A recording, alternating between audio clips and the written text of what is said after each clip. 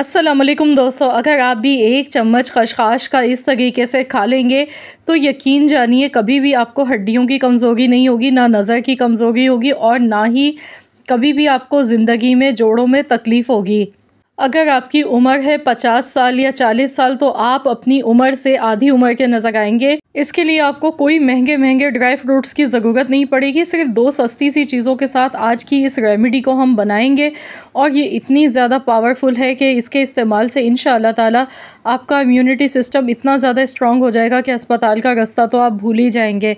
ना तो आपको नज़ला, खांसी, ज़ुकाम होगा या फिर मौसमी जो हमें बुखार आजकल चल रहा है, गले में दर्द, नज़ला, ज़ुकाम, खांसी, इन सारी चीज़ों से ये हमें बचाएगी। ऐसी रेसिपी है ये, कैल्शियम की कमी को जिस्म में पूरा कर देगी, हड्डियों को मज़बूत बनाएगी। तो चलिए हम देख लेते हैं किस तरीके से इस रेसिपी को बनाना है। इसके लिए सबसे पहले यहाँ पर 125 ग्राम खशखाश लिए। खशखाश को मैंने धोकर सुखा लिया था। अगर आपको खशखाश को धोना सुखाना नहीं आता है तो आप मुझे कमेंट्स कीजिएगा, इंशाअल्लाह ताला मैं आप लोगों के साथ इसका पूरा प्रॉपर तरीका शेयर करूंगी और 2 से 3 तरीके ऐसे बताऊंगी कि आप बग़ैर धूप के मिनटों में खशखाश को धोकर सुखा सकते हैं।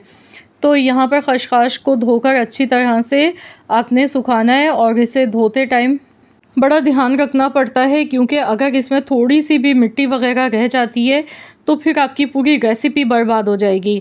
तो यहाँ पर मैंने खशखाश को अच्छी तरह से वॉश कर लिया था। उसके बाद मैंने इसे सुखा लिया और अब हम इससे बनाएंगे आज की ये रेमेडी। तो इसे बनाने के लिए सबसे पहले कढ़ाई में घी लेंगे। घी हमने यहाँ पर 3 टेबल स्पून लेना है। अब इसमें हरी इलायची डालेंगे, 4 अदद हरी इलायची, ये मुँह खोल के डालेंगे। थोड़ा सा क्रैकल होने देंगे घी में और इसे घी में ही आपने बनाना है, ऑयल में नहीं बनाना है। अब इसमें खशखाश डाल देंगे पूरी। खशखाश को हमने हल्की आंच पर यहाँ पर भूनते जाना है। तो यहाँ पर इसकी अच्छी तरह से भुनाई करनी है। गैस का फ्लेम लेकिन लो रखना है। अगर आप लोगों के ज़्यादा कमेंट्स मुझे मिलेंगे कि आप लोग इसका तरीका देखना चाहते हैं खशखाश को धोने का और सुखाने का, तो मैं इंशाअल्लाह ताला बहुत जल्द आप लोगों के साथ इसका तरीका शेयर करूँगी। तो इस तरीके से आप खशखाश को स्टोर भी कर सकते हैं और आगे चल के जैसे मौसम सर्दियों का शुरू होने वाला है तो ये बहुत ज़्यादा आपके काम आने वाली है, क्योंकि खशखाश हमारे लिए बहुत ज़्यादा फ़ायदेमंद होती है। इसके इस्तेमाल से एक तो पुरसुकून नींद भी आती है। जिन लोगों को नींद नहीं आती है, सही से रात को सो नहीं पाते हैं, तो वो लोग भी इसका इस्तेमाल करें। खशखाश का वैसे तो सालन भी बनाया जाता है जो कि बहुत ही मज़े का बनता है और स्पेशली सर्दियों के मौसम में तो लाजमी खाना चाहिए। बहुत ताकतवर होता है क्योंकि खशखाश जो है ना, ये बहुत ही ज़्यादा हेल्दी होती है। इसमें कैल्शियम भर भर के पाया जाता है, जिसकी वजह से हमें कभी भी कमज़ोरी नहीं होती है हड्डियों की और ना ही कभी हमें नज़र की कमज़ोरी होती है। नज़र की कमज़ोरी अगर आपको है ना, तो वो भी तेज़ी से इंशाअल्लाह ताला इम्प्रूव होगी आपकी इसको खाने से। याददाश्त, इससे कमज़ोर याददाश्त को भी ये तेज़ कर देती है और बहुत ही ज़्यादा फ़ायदेमंद होती है। दिमागी कमज़ोरी के लिए बहुत ज़्यादा फ़ायदेमंद है। बहुत ज़्यादा हेल्थ बेनिफिट्स होते हैं खशखाश के और जो इसकी तासीर होती है वो गर्म होती है। इसे सर्दियों के मौसम में इस्तेमाल किया जाता है ज़्यादातर, लेकिन आजकल जैसे मौसम दरमियाना सा है, ना बहुत ज़्यादा गर्मी है ना सर्दी है, तो इस मौसम में भी आप इसका इस्तेमाल कर सकते हैं। अब यहाँ पर हम लेंगे खोपरा। जो मैंने साबुत खोपरा लिया था ना, इसे ग्रेटर की मदद से ग्रेट कर लेंगे।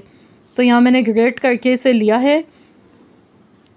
अब इसे भी भूनेंगे, गैस का फ्लेम लो ही रखेंगे। तो यहाँ पर ऐसा होता है कि खोपरा जो है ना, वो बहुत जल्दी से रोस्ट हो जाता है, तो ध्यान रखिएगा, जलना नहीं चाहिए वरना इसमें कड़वाहट आ जाएगी।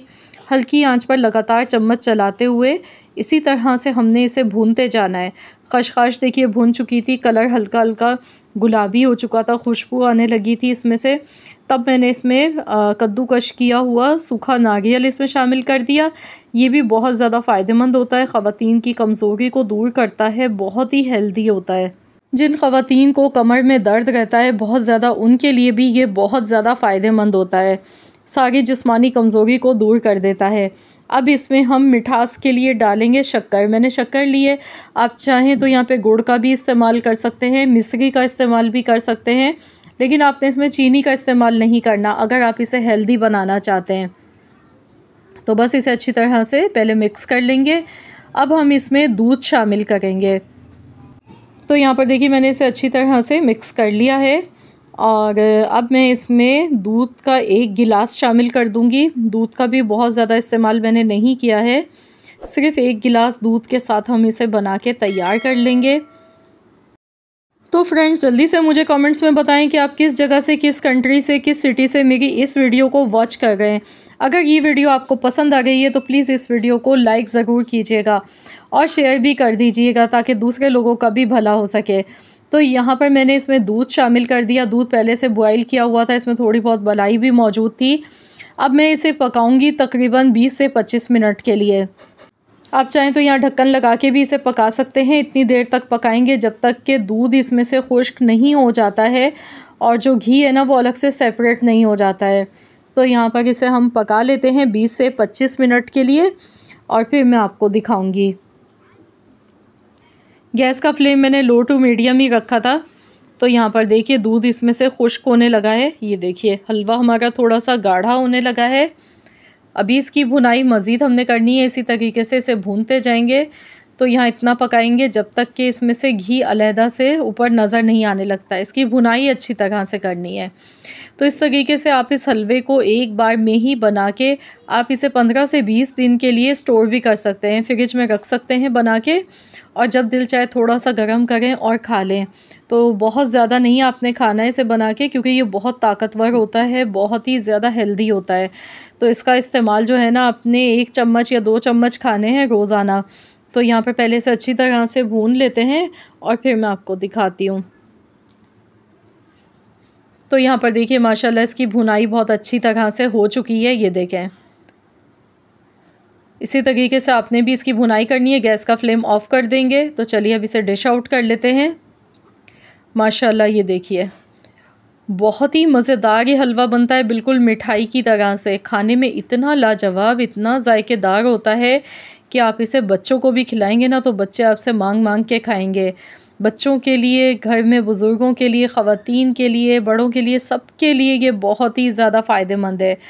जिन लोगों को ब्लड प्रेशर हाई रहता है वो लोग इसका इस्तेमाल नहीं करेंगे, बाकी सब खा सकते हैं। जो शुगर के पेशेंट हैं तो वो लोग भी नहीं खाएंगे क्योंकि इसमें हमने शुगर का इस्तेमाल किया है। या फिर अगर जो शुगर के मरीज़ हैं वो गुड़ का इस्तेमाल कर लें बहुत कम मिकदार में, तो फिर वो इसको खा सकते हैं ईज़िली, क्योंकि खशखाश जो है ना कोलेस्ट्रॉल को भी घटाती है। शुगर वालों के लिए भी बहुत ज़्यादा फ़ायदेमंद होती है। इसके बहुत ही ज़्यादा हेल्थ बेनिफिट्स हैं। देखिए दिखने में कितना मज़ेदार ये लग रहा है और खाने में इतना लजीज़ ये बना है हलवा कि आप इसे एक बार नहीं, मेरी गारंटी है कि आप इसे बार बार बनाने पर मजबूर हो जाएंगे। फ़ायदे तो आप उठाएंगे ही, लेकिन सेहत के लिए भी बहुत ही फ़ायदेमंद है। ताकत की चाबी अगर इसे कहा जाए ना इस हलवे को तो बिल्कुल गलत नहीं होगा। ये बहुत ही फ़ायदेमंद है। तो आप लोग भी ज़रूर इस रेसिपी को ट्राई कीजिएगा और मुझे अपना फ़ीडबैक ज़रूर दीजिएगा। मुझे कमेंट्स में ज़रूर बताइएगा कि आप सबको कैसी लगी है मेरी आज की ये रेसिपी। आई होप कि ये वीडियो आप सबको पसंद आई होगी। वीडियो अच्छी लगी है तो लाइक कर दें, शेयर कर दें। चैनल पर नए हैं तो चैनल को भी सब्सक्राइब कर लें। मिलते हैं इंशाअल्लाह ताला एक और नई यूनिक रेसिपी के साथ। तो जब तक के लिए अल्लाह हाफ़िज़।